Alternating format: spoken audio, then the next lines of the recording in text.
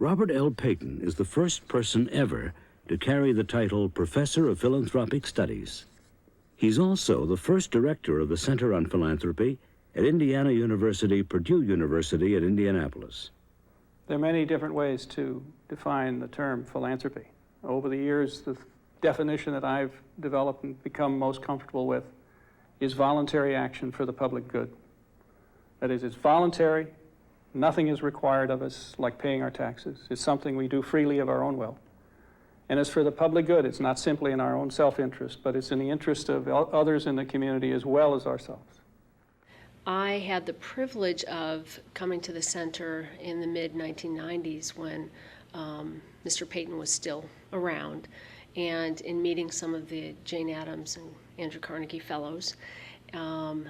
But more than anything, though I had indirect contact with Mr. Payton, I think there was an ethos really at the center of exploratory discourse, of the idea that you can talk about ideas, you should talk about ideas. Ideas are meant to be, ideas and the concept of philanthropy really meant to be worked through in an intellectual and philosophical way, and that it wasn't just about skill building our program. Mr. Payton's influence on me was really through being, in this institution that he helped found, and his visionary idea of an interdisciplinary education that took philanthropy and connected it to any other discipline was, in the bathwater, in the air at the center. And so that was the approach with which I explored how young people learn giving and serving behaviors. So my background is in looking at youth philanthropy and children's early giving and serving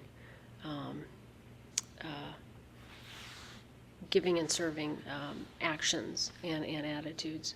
It's exciting work, and so I think there really is an extension of philanthropic studies and philanthropic exploration in the K-12 world, and we hope that that grows, because what that means is that we will have more ethical, more generous, more contributing leaders and workforce in all three sectors in the future. He really brought validity to the field, and having been successful in the business sector and having been successful as an ambassador in government, that brought all the credibility in the world to what we were trying to do. That because there hadn't been in this field clearly identified for very long at that point, most people didn't appreciate it. If we think we're the poor step cousins these days, it was certainly true 20 years ago.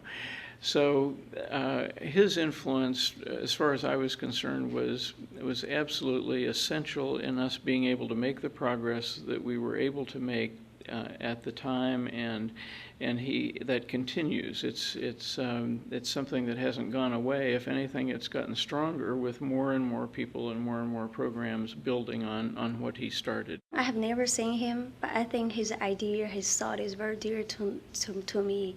And also for the past 3 years since I began to embark on philanthropy field, I realized how important his definition and his ideas, especially the ethics of philanthropy, is so important to my study and to my practitioners every day.